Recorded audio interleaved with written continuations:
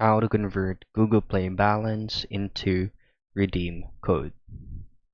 So if you pull up your Google Play Store and log into your account, heading straight into your account profile at the top right hand corner of your screen, and heading into payments and subscriptions, you should see redeem code options right here.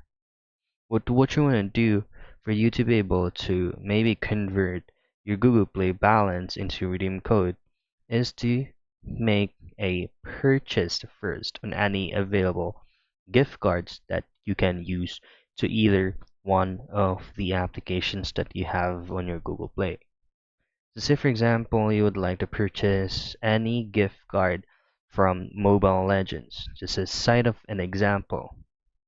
To purchase a specific gift card for Mobile Legends, make sure that you have set up your Google Play balance as one of your payment method. Once you have successfully purchased that specific gift code, then you just have to redeem it. Go into your Google Play settings once again and head into payments and subscriptions. Head straight into redeem code, key in your unique code, and you're good to go. So that's the only way for you to convert Google Play balance into redeem code.